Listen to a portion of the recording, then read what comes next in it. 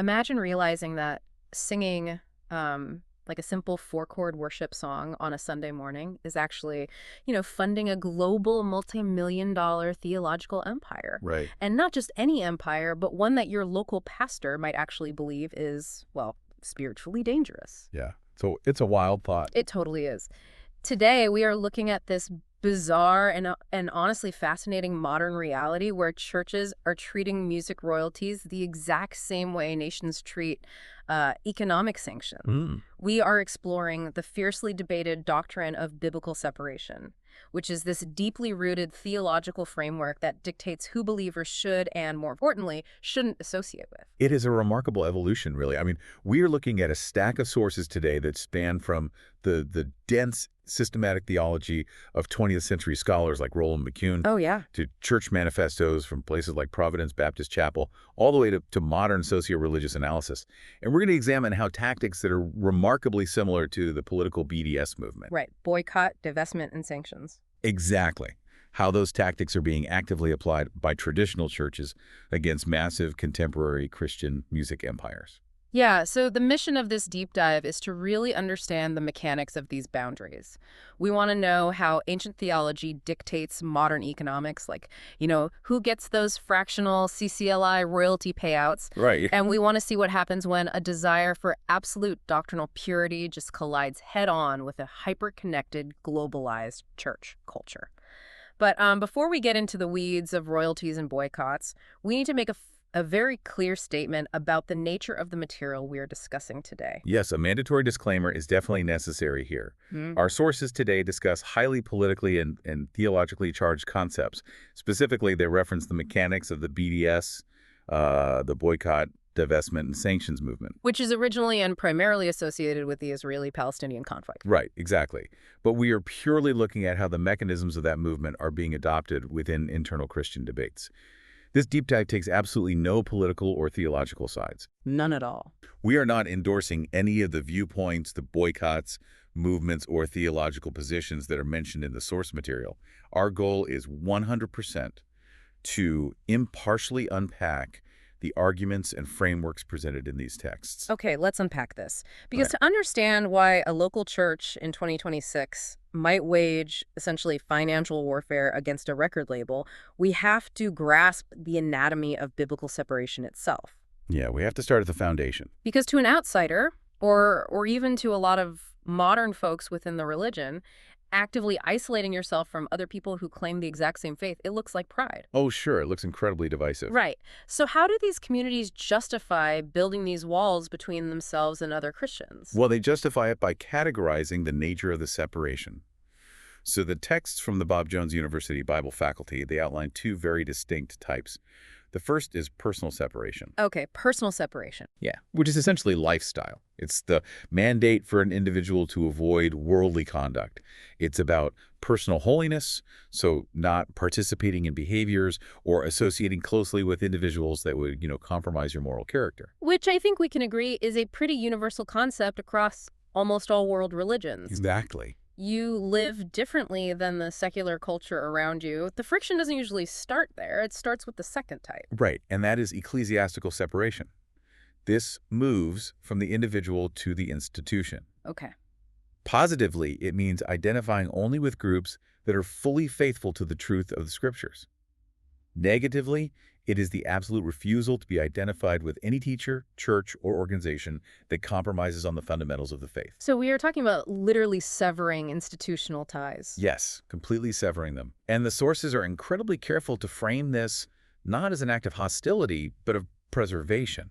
Yeah, that really stood out to me. The sermon text from Kuyan Mershahi at Providence Baptist Chapel, it dives deep into this defense. He makes a really sharp distinction between sinful separation and commanded separation. Right. He actually quotes the Puritan writer Thomas Manton, acknowledging that, yes, splitting off from others can sometimes be a work of the flesh. Right. Like if it's driven by a party spirit or just suspicious men who imagine danger everywhere. Yeah, looking for a fight. Exactly, looking for a fight. That's sinful. But Mershahi argues there is a separation driven by faithfulness and love for the truth. What's fascinating here is that the text frames this commanded separation as a form of spiritual quarantine. Mershahi argues that true love rejoices in the truth. So defending the truth from corruption is actually the ultimate act of love for the congregation. Hmm. He points to historical precedents to validate this, like the famous 19th century preacher C.H. Spurgeon. Oh, Spurgeon. Yeah. Right? Spurgeon famously seceded from the Baptist Union of Great Britain Yeah. during what was called the downgrade controversy. Why would you do that? Because he felt the Union was tolerating theology that undermined the authority of the Bible. Spurgeon's argument was that withdrawing from fundamental error isn't creating a schism, it's just being faithful to the original foundation. And he even traces it back further, right, to the Protestant Reformation itself. He does. The text makes it really clear that the reformers didn't fracture the church over aesthetics, like whether to use candles or what robes the choir should wear. No, not at all. They broke away to preserve the absolute core of their gospel, the five solas. These are the Latin slogans like sola scriptura, meaning scripture alone, Right. and sola fide, faith alone. Exactly. To these theologians, if those pillars crumble, the whole religion just collapses. So separation becomes the historical mechanism for survival. And that survival mechanism is illustrated so vividly in the text. Mershahi says a church without separation is like a city without walls, a shepherd without a staff, a house without a door. Yeah. The logic is that if you let anyone walk in and teach anything, your congregation will be devoured. If one generation treats a theological error as harmless, then the next generation will swallow it as absolute truth. Right. So, to use his analogy, when a doctor amputates an infected limb, he isn't attacking the body. He's saving the body from sepsis. See, I have to challenge that medical analogy, though. Okay, go ahead. Because in medicine, sepsis is measurable. You draw blood, you look at the white blood cell count, you have objective, hard data. Sure. But in theology, you are dealing with ideas, interpretations, and nuances. How on earth do you know what is a deadly spiritual infection and what is just a slightly different perspective? It seems like there's a massive, terrifying risk of amputating a totally healthy limb just because the elbow bends in a way you aren't used to. Yeah, that ambiguity is the absolute flashpoint of this entire doctrine. How do you draw the line between a minor disagreement and a foundational threat? The sources admit that this requires intense discernment.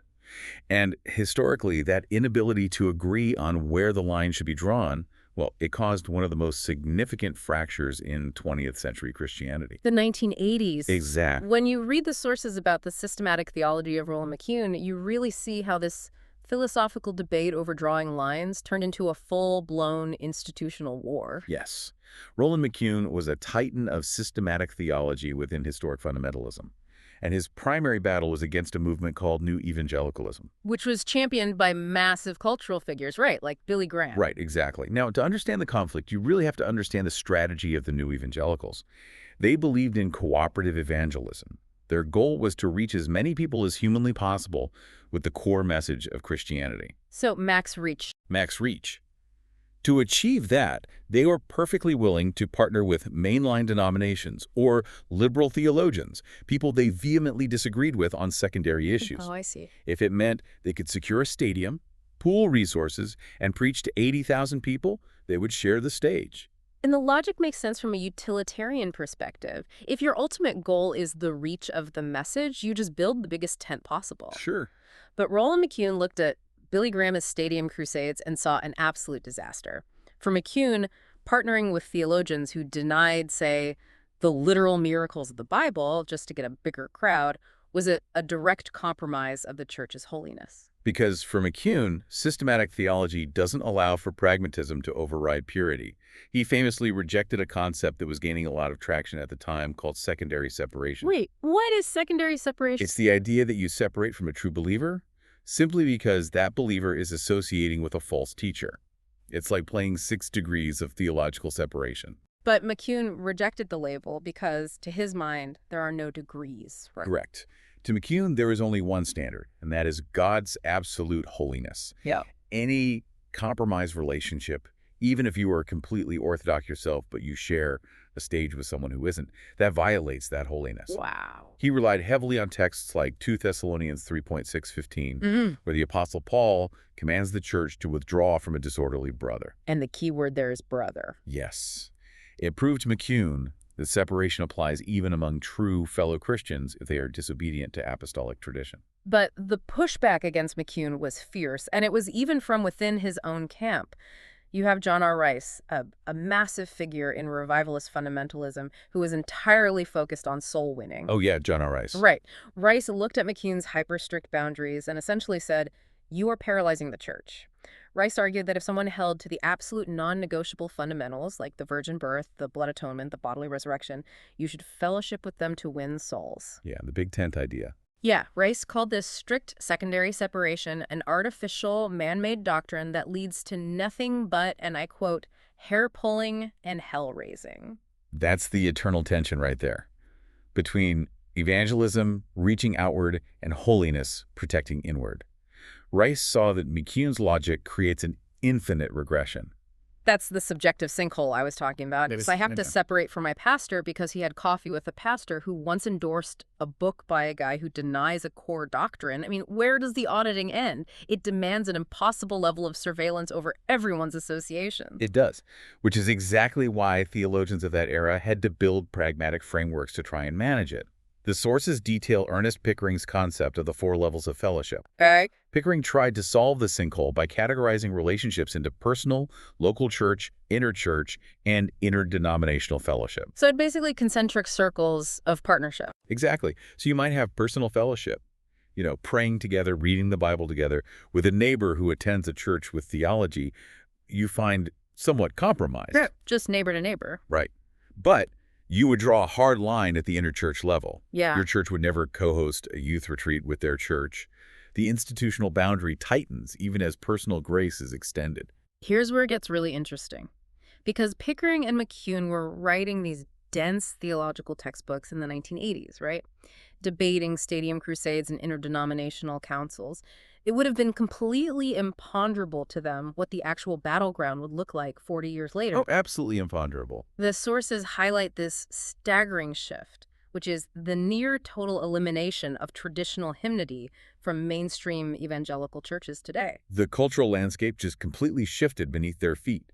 The sources point out that in the Five Eyes countries, so that's the US, UK, Canada, Australia, and New Zealand, along with their spheres of influence, the historic hymn tradition was the absolute dominant force for centuries. Right, just thick hymn books in every pew. Yes.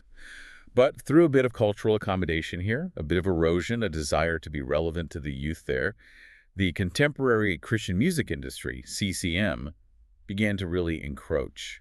And it wasn't just a change in musical style, like swapping a pipe organ for an acoustic guitar. The sources argue that the very definition of the word worship mutated. It really did. It used to describe the act of a congregation praising God. Now, worship signifies an entire global subculture. It is a specific vocal inflection, a specific stadium lighting aesthetic, a specific emotional posture. And it is largely dictated by a handful of massive, hyper-charismatic groups like Bethel, Hillsong, and Elevation. And we really need to clarify what hypercharismatic means in this context because it's the specific theological target of these modern boycotts. Right, good point. These are movements that heavily emphasize modern-day prophecy, physical healings, and often elements of the prosperity gospel, which is the belief that faith should inherently yield physical health and financial wealth. Yeah, name it and claim it type stuff. Right. Traditional Reformed and fundamentalist churches view these teachings not just as different preferences, but as dangerous, heterodox errors that distort the biblical gospel. But here's the paradox. A traditional church might preach against the prosperity gospel on a Sunday morning, but then turn around and sing a song written by Bethel Music. And this is where the financial juggernaut of CCLI comes into play. CCLI, which stands for Christian Copyright Licensing International, is the engine that powers this entire ecosystem. It is a brilliantly efficient, massive financial pipeline. So when a local church wants to project the lyrics of a song on a screen so the congregation can sing along, or if they want to live stream their service on YouTube, they pay an annual licensing fee to CCLI. Okay. They then report which songs they used. CCLI takes that data, pools the money, and distributes royalties to the rights holders. So literally every single time a small 50-person traditional Baptist church in, rural Scotland sings a Hillsong track, a fraction of a cent flows through CCLI directly to the megachurch empire in Sydney, Australia. Millions of dollars globally are moving from conservative congregations straight into the bank accounts of the very hyper-charismatic movements those conservative pastors are warning their flocks about. And this raises an incredibly important question. What happens when McCuney's theology of separation meets CCLI's royalty structure? The answer is the application of BDS tactics: boycott, divestment, and sanctions. Because suddenly, theological complicity isn't just about sharing a stage with Billy Graham, it's about where your royalty pennies are going. Let's look at how the sources describe this modern economic warfare, starting with the boycott. It is highly intentional. Pastors and worship leaders are actively auditing their song catalogs and completely banning tracks originating from these specific megachurches. For scrubbing them. Yeah, it doesn't matter if the melody is beautiful or the lyrics are catchy, they refuse to consume the product. Which naturally leads to divestment. By boycotting the songs, they are actively starving the CCLI royalty pipeline. They are withholding funds from movements they believe are exploiting the vulnerable with prosperity teachings. But they aren't just holding the money, they are redirecting it. Where does it go? Well, there is a massive surge toward modern reformed music networks like Getty Music, or a return to traditional psalters and hymn books, ensuring their financial footprint aligns with their doctrinal boundaries. And then there's the third piece, sanctions.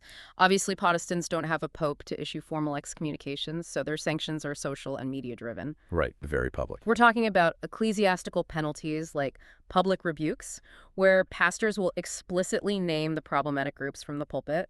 The sources also point to the rise of massive documentary films, titles like Cessationist or the American Gospel series. Oh, yes. These function as high-production social sanctions, publicly labeling these CCM empires as basically outside the bounds of Orthodox Christianity. And to really grasp why a church would go to these extremes over, a 4-minute song, we have to talk about semiotics. Semiotics is the study of signs, symbols, and how meaning is communicated without words. The sources argue that in the spiritual realm, semiotics matter devastatingly. I really want to dig into that because it's a brilliant way to understand human tribalism. What you're saying is that a pulsing synth pad or a specific vocal delay isn't just a musical choice, it is a cultural signifier. Exactly. It's a mood, a vibe. Yeah. When a traditional church plays a track born out of a hypercharismatic megachurch, they might not be actively preaching that megachurch's theology. Yeah. But the semiotics of the music, the emotional buildup, the ambiance, the style, it communicates an invisible, unspoken endorsement to the congregation. Wow. It completely bypasses the intellect and tells the listener's subconscious this specific subculture is safe. The unsaid but deeply felt endorsement is often far more powerful than a spoken sermon, and the enemy knows that, in the spiritual realm as in the physical. The sources use a really visceral analogy here to justify the boycott, and it's super relevant. They compare it to hygiene. The argument is that if a virus like COVID or SARS is roaming rampant, a loving doctor doesn't just tell you to be careful. No, they act. Right. They enforce strict hygiene protocols. They implement quarantines. To these traditional pastors, theological error is a virus. And sticking to historically vetted hymns isn't about being musically stubborn old men. It's about maintaining strict hygiene in a contaminated environment. Because letting SARS or COVID roam rampant is not loving. They view this urgent, even extreme BDS action as fundamentally motivated by love for the flock.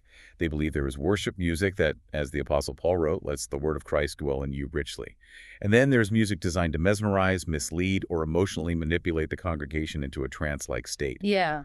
For these pastors, it is high time to step in and aggressively curate the sonic environment. This brings us to a really tricky scenario mentioned in the sources, which is the gateway drug theory. Let me throw this at you, because this is the pushback every single worship leader faces. Imagine a CCM song written by a controversial megachurch, but the lyrics are objectively perfectly biblical. There is zero heresy in the song itself. Why on earth would a pastor ban a doctrinally sound song? It's a great question, and it's because of the bridge it builds. The gateway drug theory is heavily tied to 1 Corinthians 8, where Paul talks about protecting the weaker brother. That's the believer who is young or lacks deep theological discernment. Right. They might not know all the ins and outs. Exactly. So the logic goes like this. You sing that perfectly biblical song on a Sunday. A teenager in the youth group thinks, wow, I love that vibe. They go home, look up the artist on Spotify, watch their music videos on YouTube, and the algorithm naturally feeds them sermons from that artist's parent church. And suddenly, through no fault of the local pastor, that teenager is mainlining the prosperity gospel in their bedroom. Precisely. The song itself wasn't poison, but it was the bridge that led the weaker brother directly to the poison well. Therefore, to sever the bridge, you must boycott the song and divest the royalties, regardless of how biblical the specific lyrics might be. It is wild to see how abstract systematic theology morphs into highly practical copyright and algorithm management. It really is. But for a church to take such severe, uncompromising action against people who also call themselves Christians, they need heavy biblical artillery. What are the specific scriptural mandates they use to justify this modern BDS movement? If we connect this to the bigger picture, these churches are essentially taking ancient, first-century apostolic boundary markers and applying them to a digital, globalized age. Let's look at the primary texts. The one that really stands out to me is 2 John 1:10-11. The Apostle John writes, "If anyone comes to you and does not bring this teaching, do not receive him into your house or give him any greeting, for whoever greets him takes part in his wicked works." Right. And you have to remember, in the ancient Greco-Roman world, the church met in homes. Receiving a traveling teacher into your house church, giving them the pulpit, and offering a formal greeting, that was the ultimate sign of official endorsement. So bringing that into today. Fast forward to today, and critics argue that projecting a Bethel music lyric video in your sanctuary is the modern digital equivalent of receiving them into your house. By piping their intellectual property into your church, you are validating their ministry to your flock. And then you have the financial mandate, which is drawn from 1 Timothy 5:22, where Paul warns, "Take no part in the sins of others, keep yourself pure." Yeah, the New Testament tightly links financial support with spiritual partnership. The Apostle Peter warns about false teachers exploiting the church with false words out of greed. The separatist argument is that if a massive music empire is promoting a prosperity gospel that exploits vulnerable people, your CCLI royalty check makes you financially complicit in that exploitation. Divestment isn't just a preference, it's a mandate for personal purity. And regarding the public sanctions and documentaries, they look at Titus 1 and 1 Timothy 1. Paul explicitly states that false teachers must be silenced. And he doesn't just talk in generalities, he names names. He publicly calls out Hymenaeus and Alexander. Yes, he does. Modern discernment ministries use this as their absolute biblical precedent. They argue that making a documentary, naming specific pastors, labeling their errors, and warning the global church is exactly what the Apostle Paul modeled. And this circles us all the way back to Roland McCune's favorite passage, 2 Thessalonians 3:6. The command to keep away from any brother who is walking in idleness and not in accord with the tradition that you received from us. The critics say, even if we graciously concede that the leaders of these hyper-charismatic movements are genuine Christians, they are walking disorderly. Right, they're out of bounds. They are deviating from historic Orthodox tradition. Therefore, we are commanded to separate from them socially and financially. So, what does this all mean? When you pull the threads of Spurgeon's secession, McCune's theology, and modern copyright law all together, it implies something massive about human sociology. It really does. For these separatist congregations, a Sunday morning set list isn't a musical preference. It is a profound semiotic signal. It is an economic endorsement of a global theological empire. And if you believe that empire is built on a distorted gospel, well, singing their song is an act of spiritual treason. That is the exact logical conclusion of biblical separation when it is violently compressed into the 21st century digital economy. It is a refusal to let the walls of the city be breached by a catchy melody. It shows us that in an age of absolute information overload, where algorithms push everything toward homogenization and cultural blending, maintaining distinct tribal identity requires extreme friction. Drawing economic and social boundaries is the primary way these communities protect what they believe is the sacred truth, even if it completely alienates the broader culture. It is a fascinating look at how communities build walls to survive. But it leaves me with a lingering question, one that sort of forces this niche theological debate into the everyday reality of any listener trying to live ethically in a globalized world. Okay, what is it? If financial divestment, down to the fraction of a CCLI penny, is absolutely required to avoid complicity with a flawed empire, how far does that principle extend? Oh, wow. Because if paying a royalty is a spiritual endorsement, how does that same believer navigate paying federal taxes? How do they buy groceries from a massive secular megacorporation that funds causes they fundamentally oppose?